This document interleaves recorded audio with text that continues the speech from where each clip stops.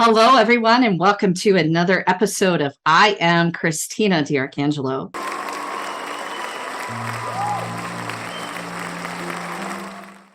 And I am so excited today to have my guest on, who not only is a friend and colleague to me, but also a board member to Affinity Patient Advocacy. Welcome, Steelley. How are you today? Good, Christina. How are you? Thank you so much for having me today. I appreciate your time. This is great. Fantastic. Thank you so much for joining me today and taking time out of your busy schedule to meet with me to talk about you. So why don't you begin by telling everyone your background and what you've been doing and, your passions. It's not just about work. You've listened to some of my podcasts before, so you know what to say. So it's not just about work, because it's about the human nature. And it's also to show people at the end of the day, we are all the same. So go ahead, Steelley, take it off. Yeah, of course. So my name is Steelley Doubler. Obviously, that is who I am. I started actually 1 year ago. This was my work anniversary at Proficiency. We are a simulation company. We do training for clinical trials and also patient education. And I also joined, the board, Affinity or APA, back in December. So it's been almost a year with you guys as well, which is incredible. I am young. I graduated from University of Tampa in May of last year with my degree in biology, and I also minored in dance, which is also my little passion on the side. I love dancing. I grew up dancing and competing and all those sorts. I am grateful for being here because my passion really aligns with these patients. I mean, I've dealt with my grandma, my grandpa, myself, my parents. We all have our own issues and we're all patients ourselves. So it's been incredible process to help other patients with their needs and their wants and their concerns, because they don't have people like us to support, or they don't have family always like us to support them and be with them. So it is a pleasure to be on this board and with you here, Christina, to talk about this and be involved with this community. It's so exciting to have you because, I think I've said this to you before, because I started my career off very young too, similar to you. Yeah. And so I almost feel like the OG when I'm on meetings with you, because, I'm a little bit older than you. And Just a tad, nothing big. Just a little bit, I have good skin, thank God, because of the Sicilian side of my family. But seriously, there's so many things that I see in you that remind me of myself, especially when I was younger, coming up. You know what I mean? Like, I'm not trying to be disrespectful when I say coming up, but, there's a progression to career development. And that's what I mean when I say that. I just want to make sure Of course. no one thinks I'm being beginning in my career, so I understand. It's exactly coming up. I mean, and I get to see you, and it's a honor and privilege to watch or to see how you grew in the past and where you're at today. And hopefully my future can go in a similar direction. It's great to have a mentor like you on my side. Thank It you. is really great to have. It's, what I got to say, mentorship is one of the reasons why I'm so successful, because I've had amazing mentors. And this actually came up. I'm so glad you brought this up, because this came up when I was in Cali. I was back in San Francisco just for a quick 4-day trip, Thursday back on Sunday. Thank God I can handle that still, going back for 5 hours Yeah. each way. It's just terrible. But Jet lag. It's just terrible. And because I lived on the West Coast, I immediately switch. Steelley, there's no hesitation. I go back to the West Coast time in my brain. That's incredible. Because I love it. I go out that way and I'm like dragging. I am like, I've been on the East Coast my whole entire life. And love the West Coast, love seeing it, but I'm always like, oh, I'm so tired. It's like 9 o'clock and I'm dying. You know what I used to do? Here's the tip I used to do. When I used to travel before I moved there, in 2005, I used to keep my watch when I moved over. Like, when I would go over there to work for 3 or 4 days, I would immediately switch my watch to their time while on the plane. Now, it's a little bit harder to do when you have a smartwatch or whatever, Yeah. But when you don't have, you don't have a smartwatch and you can manipulate a regular watch, a manual watch, then you start feeling like, okay, my body, like you could take a little bit of a nap on the way over there to catch up on some sleep that you would have gotten if you were there already. You know what I'm saying? Exactly. Then you have a leg up on your fatigue. And you're already, when you pop down, you already know, okay, I'm on California time and it's 12 o'clock in the afternoon when it really should be 3. You know what I mean? That's what I do. It's genius. I mean, and then when I get on planes too, I'm like immediately like the second it starts zipping, I'm like, yes, I'm like snoring away. Yeah. yes. Yes. So just try to like get yourself, thinking like, okay, you know what? I'm going to be on Pacific time very soon. I need to get myself there. I need to get acclimated to that time, have a snack, like something that's more like if it's morning time and you're going, something that's breakfast oriented, because think about it. It tricks your brain, right? Like it's all the mentality. It's all your mentality. Yeah. If you have the mentality for it, it will work out. Yep. Yeah. So that's what that's what I would suggest. Because when I got over there, I was immediately back on the West Coast. And I was sitting down with my adopted Persian family over there, and we were catching up. And I was so happy because my Persian pop's daughter, who's technically my adopted sister, she was there with her children, and she has a 5-year-old and a 3-year-old. And I love these kids. They're just amazing, amazing kids. And Tammy was asking me, she's like, DiArc, it's just amazing. Like, when I met you in 2005, she was really young. She was in her early 20s when she met me in 2005.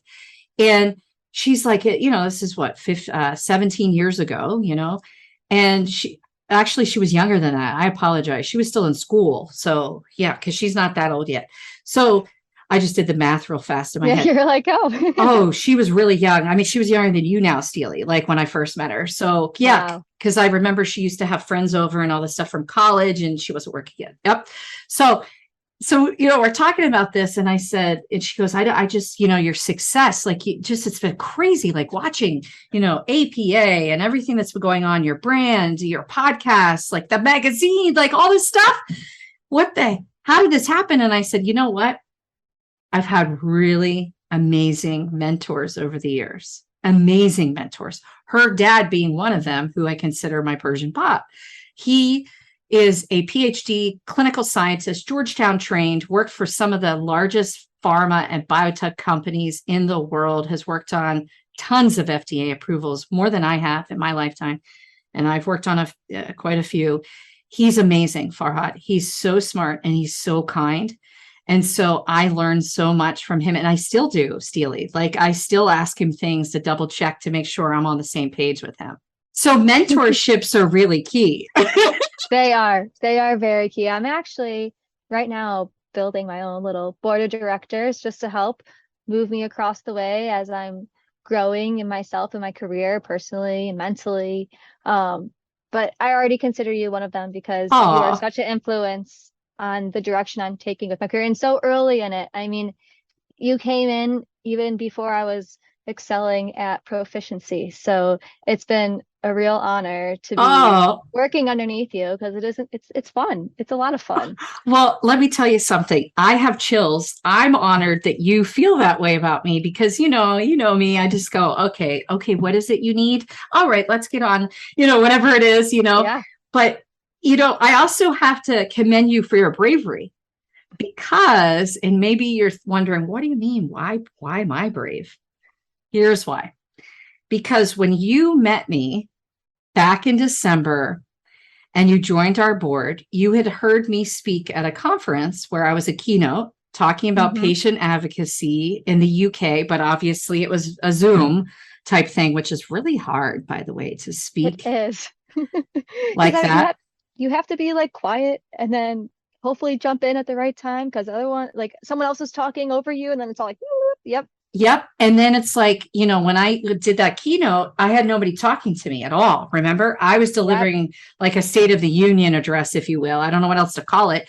And, and so I was like, God, I hope I'm not boring these people. And it was really early in the morning. It was like 9:30 in the morning, Eastern Standard Time, and I was like, I hope people are happy with what I'm saying. And I hope I've been impactful, which, while I was talking, then I started getting like, you guys started like messaging and giving me hearts and stuff, which was really awesome. Cause then I was like, okay, I'm doing a good job here. Cause I'm talking about something controversial. I'm talking about the need for patient advocacy in traditional pharma and biotech.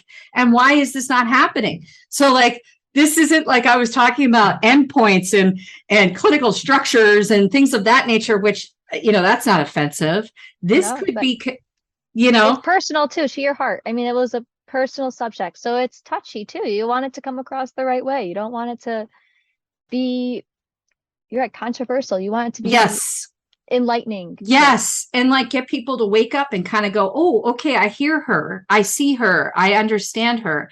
And so after that conference, you reached out to me like almost immediately on LinkedIn, if I recall correctly. And then we got on a call and we talked, and I just was so impressed by you. And I was like, God, I really like her so much. She's so sweet. And she has her heart and mind connected, which is very hard to find sometimes at people.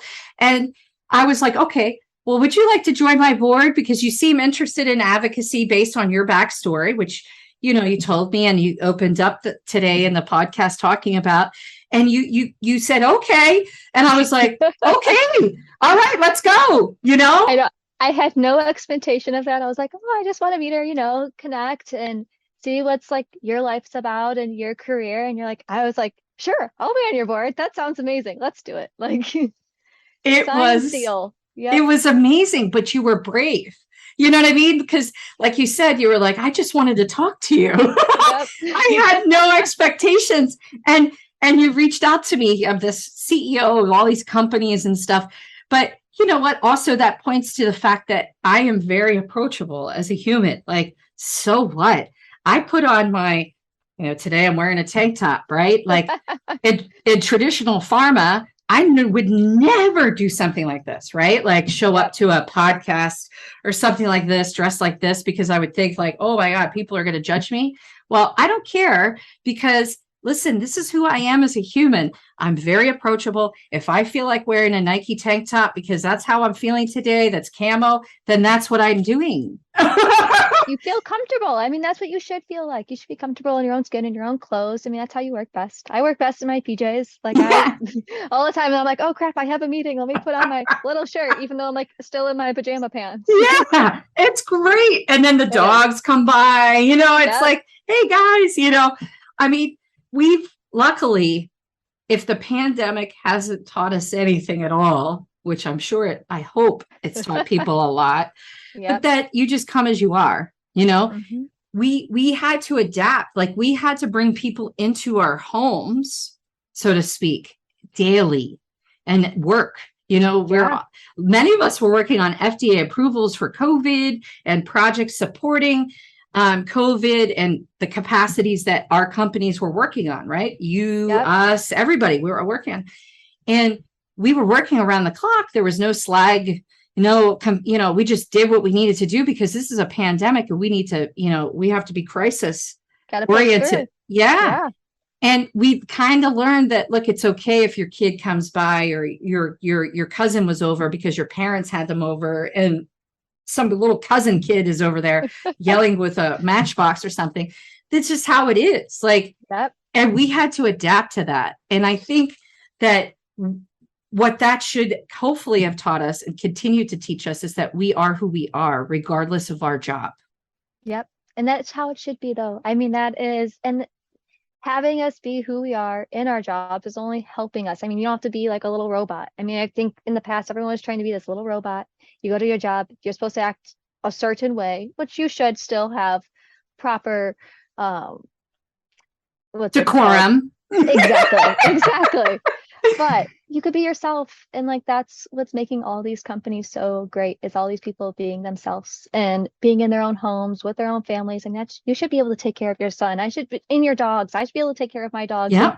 Have them bark and not be like embarrassed and turning off my camera. Yeah. No, that's life. No, I mean, it's great. That's who we are. I mean, I'm a dog mom. You're a dog mom. Yeah. That's who you love. Yeah, exactly. And then we, not being embarrassed by it, like so many times we're embarrassed by stuff that's outside of our control, and it is what it is, and like, think about all the patients that now see us who we really are, right? Like people like us, because we're not behind this closed door in a boardroom talking, like, no, that's not it. We meet them where they are, wherever that is, whatever's going on, because a lot of times when we talk to these patients that we're advocating for, they tell us things that they don't always tell their family because they don't want to be complainers, right?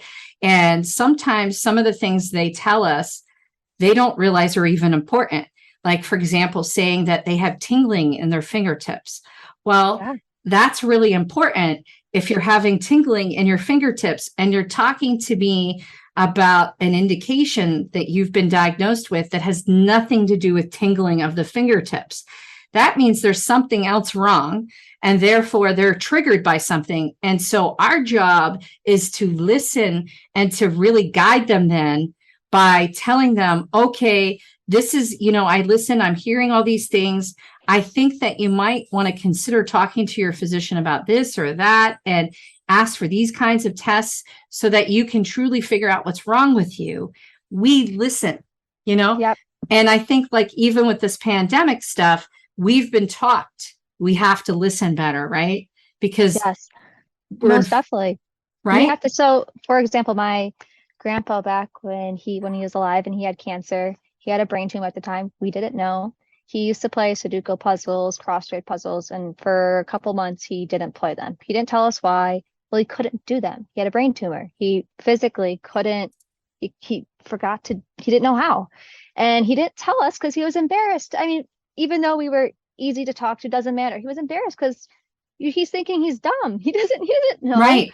Like, oh, your cancer came back and it's a brain tumor, and he ended up leaving 2 years after that. But it's just the simple little things, that tingling your fingers, learning how to pour your bowl of cereal, not being able to have the strength to do that. Something simple that it's almost embarrassing to your family members or whoever else. Well, we're easy to come to.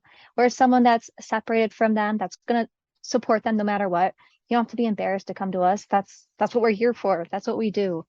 I mean, it's a pleasure to be able to have such sometimes closed-minded people, because some people, they can't even go to their family because they're not supportive. They will be like, oh, you're just dumb. What the heck's wrong with you? But they don't understand medicine or diseases or therapies like we do. So they can come to us and be like, hey, this is happening. I know it's simple, might be stupid, but nothing's ever stupid. That's why they come to us for that. Yeah, you know what? I'm going to tell you something that I haven't told anybody yet. That's very similar. And you're going to be, I think, a little shocked by this, because obviously I could talk about a lot of things, and, I advocate for for all these patients and that we work with, and, anybody else that we work with, but including myself and my son. Mm-hmm. So for a long time, there are certain things that I have that are tics, I would call them. So I don't like to be, which is going to be weird, I don't like to be in a group like of 1,000 people. I could get on the stage and talk to 1,000 people, no problem. I've done that plenty of times, but I don't want to be down in the pit with all these people. Like, I don't like it. It makes me feel, I don't like nervous. It. Nervous, claustrophobic. I don't like it. I don't like people touching me. I don't like any of that, right? I don't like loud noises. I'm very funny about my food. Like, I only eat certain things at a certain time and certain kinds of food when I feel like it. I don't like loud noises. I don't like a lot of light. So I have a lot of these things, right? These tics, that's what I call them. Yeah. So I've had this my whole life, obviously, right? And I was always... No one would ever know. Right. Nobody knows. But, like, people close to me knew, right? Like, my mom would criticize me. Like, how are you going to live with people if you don't like people in your space? How are you ever going to get married? And then when I was with my ex-husband, these things annoyed him because I didn't like people staying in our home. It's not that I don't like having people visit me, but it just made me nervous. Like, even my father, when he'd come and visit me in Cali, and you guys know I loved him more than anything in the world. After 2 days, I was like, you got to get the hell out of here. Like, I'm ready for you to go home. Yeah. This was me. Okay. And I was open about this with certain people. Right. Mm-hmm. So I recently took a test, because I've been working on autism for how long? Yep. And my nephew, my favorite nephew, I probably shouldn't say that, but he really is my favorite one. He has Asperger's, and he's studying pre-med at Pitt and is almost done already. He's gotten done 2.5 years in college. He's almost done already. And then he's going to move on. Yeah, he's amazing, like super smart, a programmer. He sells games, like he programs games for like $40,000, you know, like he's just genius. He's an amazing kid. And so we were wondering, my sister and I, like, where did this come from? You know, because it didn't happen on his dad's side of the family, and we're friendly with them. So they would tell us, you know, where did this happen? So I've always kept this in the back of my mind. So about 3 weeks ago, I took a test that was like an ePro kind of test. A validated test. And I came back spectrum. Really? Mm-hmm. But I mean, it makes sense. I mean, it's not like because your personal feelings didn't feel that way. It's not like you wanted to feel this way. Mm-hmm. It's just how your brain works. Mm-hmm. And there's nothing wrong with that. Nothing Mm-hmm. at all. I mean, it's actually joy. It's what makes us all diverse and who we are. And it kind of makes sense now, right? Like for you to go, oh, now I get why she can go here, there with her brain. Like, because you guys always say this to me, like, how do you do this? And I thought I was just ADHD because I am ADHD. Yeah. I thought that's what it was. But in actuality, and I'm going to get some more testing, of course, but come on, I know what I have. I'm not going to validate myself to the medical community when people think I'm a doctor anyway, half the time. But you know what I'm saying? I'm not being cocky. Exactly. I'm just saying. But here, this is what I discovered 3 weeks ago. And you know what? I called my ex-husband up and I told him that I took a test, and I said, listen, remember when you used to get really mad and yell at me about all this stuff, and I was rude and this and that, and Well, guess what? I couldn't help it. And I kept telling you I couldn't help it. This isn't something I choose to be. I don't want to be divergent on purpose. I mean, I can't help it. And I needed support. And listen, this is where I am today. So I just wanted to let you know that. And, you know, I'll be getting Christian tested as well, just because he's similar to me and behavior. And I want to make sure if that's the case for him, let's do that now so that I can put the proper support structure in place for him, that he already has one, obviously, for the diagnoses he has thus far. But let's get this fixed out for him too. So he's not 46 years old. That's how old I am now. And you figure this out at 46. Yeah. And he'll have that proper support system to know either way, whatever it goes. Okay, the way I'm feeling is okay. Yeah. I'm meant to feel this way. Yes. And it is okay to feel this way. It's nothing wrong with me because I feel this way. No, exactly. It is very important. I mean, and he luckily enough has a mother like you to support him and he can be open to you and express how he feels, or even not express, because sometimes when you're a kid, you don't know how you feel. You're experiencing emotions then and there, and you don't know how to discuss them. Well, he has a mother to help support him when he does, which is amazing. Thank you for saying that. And, you know, I just wanted to share this with you because when we were talking about, I wasn't intending to bring this up, but when we were talking about people and like, they don't say things to their families and stuff, I thought, you know what kind of hypocrite would I be if, you know what I'm saying? Like, because eventually this would come out anyway. So I appreciate you telling me, because that is something I feel very lucky that you trust me enough to be open enough to say that to me, because it is nothing wrong with it. It is actually beautiful that you are like that. I mean, that makes you unique, you know, and that makes you be able to have all these amazing thoughts, even though that some of them might not be what you choose, but it encourages the other ones that are great as well. So makes you. It's amazing. Thank you so much for saying that. I really appreciate it. And thanks for allowing me to share that with you. Of course. Because it's not every day that I talk about stuff like that. You know, I talk about the autos all the time, you know, because that's like, I've accepted it, you know, that since I got diagnosed in 18, and I've made some big strides on that side. And so now it's like, okay, I'm going to get this confirmation, even though I know it is what it is. Just from a paperwork perspective, I guess, because it's healthcare in America, we have to do this. I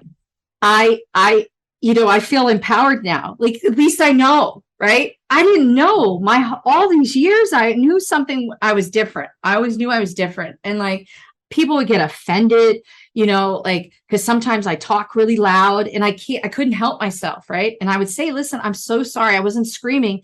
I just got excited about stuff. That's Yeah, just, it's my that's just who dad. I am. Yeah, my dad was the same way. And like, I think about some of his characteristics and I'm like, oh, You're like, that's where I get it from. Yep. yes. Hey, but it's okay. I mean, your dad was your role model. And even with those little tweaks that he may have had or whatever, you still loved him anyways, because that's what it's Yeah. all about. I mean, faults or not faults and positive and negatives, that's what we're here for. It's to love all of them, you know? I think that's awesome. And, thank you for saying that because, you and I could talk forever, but I think, I think this is a great way for us to close this episode because it's important for people to accept who they are for who they are, regardless of what other people think. Yes, And, most definitely. and just stand firm in that. And then know that there are people like us that will accept them regardless. It doesn't matter. It does not matter. It does not matter. We're here for them. And like, Yep. that's like the message I should have said to myself, Steelley, honestly. I don't know how long ago, and maybe I should have talked to like Dr. Donner more about this stuff because it really does bother me. And I just didn't even tell him. And, he's one of my leading physicians that help me, constantly. And I respect him and treat him like a brother, and Yeah. I didn't even tell him, and If we only took our own advice, it'd be exactly. a lot easier if we took our own advice. Exactly. Well, thank you so much for being on today and sharing yourself with everyone who views us and also watches us, listens to us, all of the same things that, people, how they get to us, through the podcast channel. So I really appreciate you joining us today. And, thank you for everything you do as a person, not just because of APA, just in general, Steelley. Like, I liked you from the beginning, like the first engagement with you. I was like, oh, she's awesome. I just love her. And, Well, I appreciate that, because you don't always go out there and be like, okay, what am I doing wrong? You're in a new world, you're trying to impress people, but just being yourself is sometimes the easiest way to do that. and Which is that's great. what you I did. appreciate that. Yeah, thank you so much for having me, Christina. I appreciate everything that you're doing yourself and here today. It's been absolutely amazing. Oh, well, thank you so much, Steelley. And with that, remember, we are the same. I am Christina DiArcangelo. Thank you for joining us today and every day.